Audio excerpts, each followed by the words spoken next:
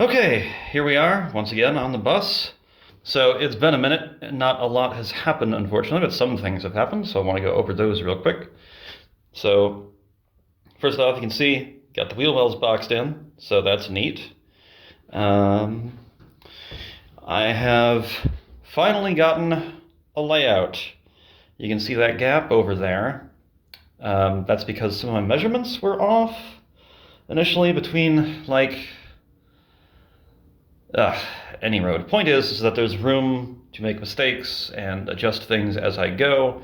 The back of the bus is not labeled in this fashion, mostly because I got a pretty good idea and been pretty consistent about how that's going to look.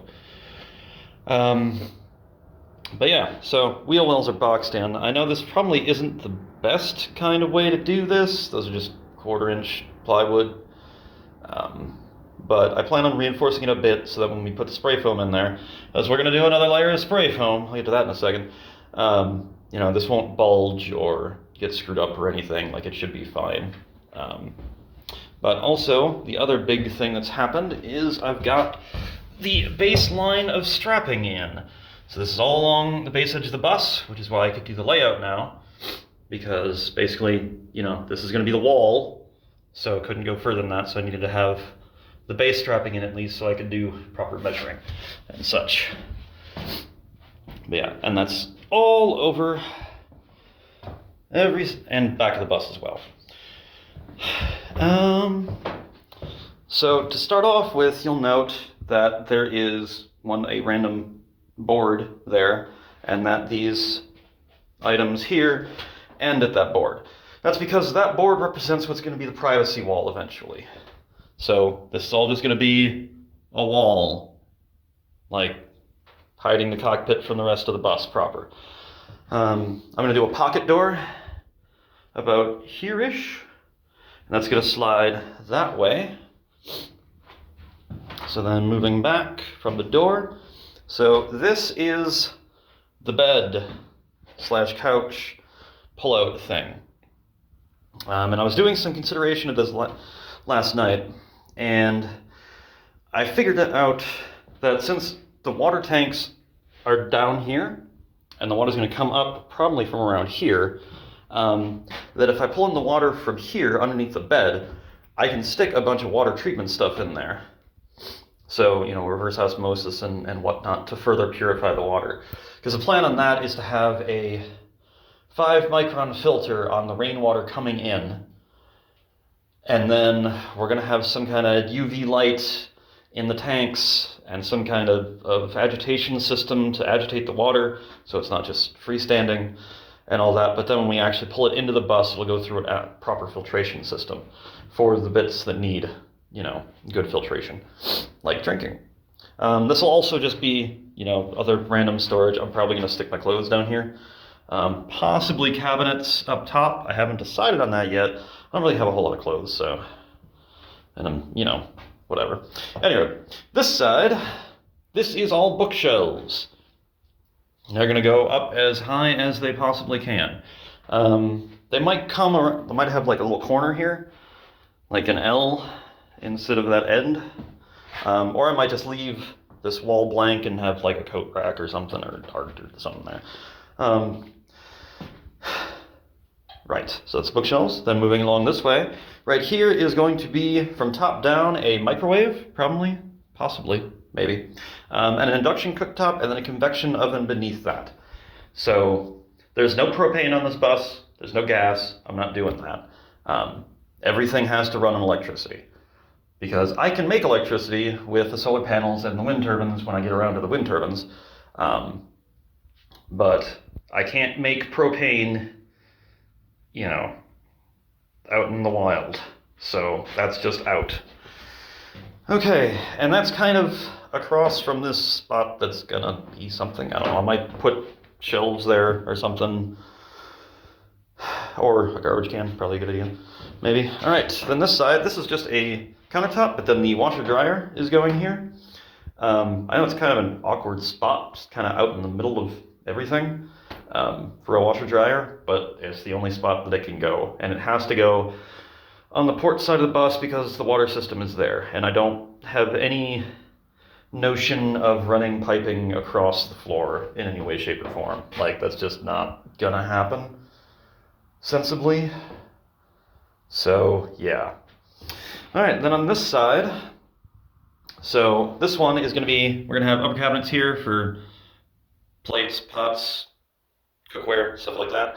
And then this is a chest freezer that I'm gonna put a countertop on. So it'll have lots of counter space, but it's also a chest freezer. So thinking about like the flow here, if I'm cooking here, I can have, plates and other stuff on this countertop. Probably because if I'm on the process of cooking already, probably don't need to get into the freezer, right? So that's that notion. Then over here we have a sink. Don't really know what kind of style I'm going for yet with the sink, but this is where it's gonna live. There might be more water filtration stuff under here, specifically for the sink. I might put the water heater there. If I go with one, I think I'm going with one, but I don't know. But yeah, so that'll keep, if the water heater goes here, that makes the distance to the washer less. And also the bathroom, which is immediately behind the port wheel well. So less travel time for the hot water, I guess. Then this side we have just countertop and then drawers, so like cutlery and maybe like pans and stuff like that. Then this is where the wood stove is going to live, and so it's not going to be like down low. The idea is basically I'm going to have some wood stowage in here. There might wind up being some on the outside of the bus and external storage, but I definitely want some in here so that, I can just put wood in there and not have to worry about going outside when it's cold as heck out. But yeah, this is where the wood stove goes, and this should be far back enough that it won't interfere with the solar panels. So that's cool, because originally the wood stove was over here, and I think this is far enough towards the fore that it might have issues with the solar panels, but now it's back here, so it's fine, no big deal. And then this is the fridge, so it's going to go right up against the wheel well, right there. The fridge that I looked at, this should be enough space, again, because I've got kind of this gap over here that could be useful, but might not be. If I need to extend this out, width-wise, I can do that. And keep in mind, all these dimensions are approximate, right? Like, it's entirely possible I mismeasured something. I mean, this side I didn't even really bother measuring, just because when I was consulting my notes and comparing them to the actual length in here, I used 5 inches fewer than I planned on. So, that might go towards like giving the wood stove more space, and that kind of thing. But yeah, so the wheel wells themselves, this is the battery cabinet and electrical cabinet. This whole thing, that's what this is for. So I know I've said in previous videos the plan is to have 6 300 amp hour batteries. So they would go along the base here. I measured them out. 4 should fit along the bottom, and I can have little shelves above that to hold the next 2. And then this all will be, inverter and fuse boxes and cutoffs and all that fun stuff. This side is going to be the pantry. So this is literally going to be all dry food storage. Everything over this wheel well. So that's going to be, your dry goods and whatnot, canned stuff, all that stuff and junk. This area, like I said, this side is the bathroom. Bathroom is port, because again, all the water stuff has to be on this side. Toilet would go here. Gonna have like a little sink vanity thing, and then a decent sized shower. And then this side, which there's a helpful chair in the way. This side is going to be my desk. So computer desk, monitors, all that fun stuff. Probably shelving for holding networking equipment and whatnot, like figuring out the modem and the router for the Starlink and the WeBoost and all that fun stuff. And then next to that is going to be space for what eventually will be a server rack and a drone bay. The server rack is kind of why the power system here is being crazy over-engineered, because, well, servers take a lot of power. So, but yeah. So that's, and then the back end is just garage, and don't mind the trash and whatnot. Yeah, so one thing you might be saying is, hey, there's no place to sit and eat. Huh.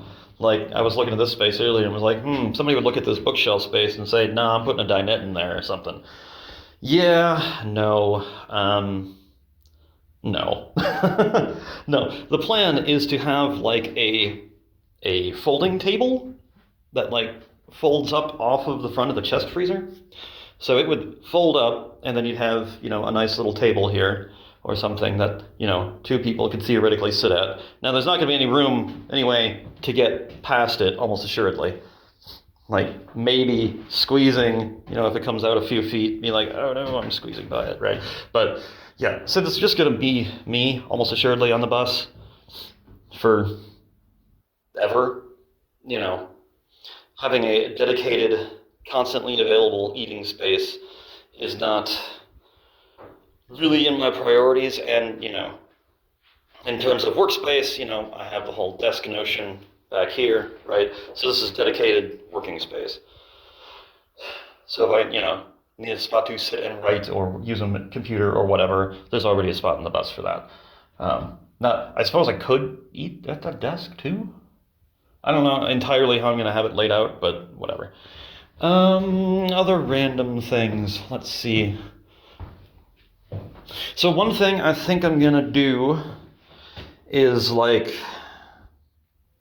have some kind of, like, TV, like a little TV mounted on the wall, on the privacy wall. And then have, like, a little nook for, like, consoles and shit, like crap like that.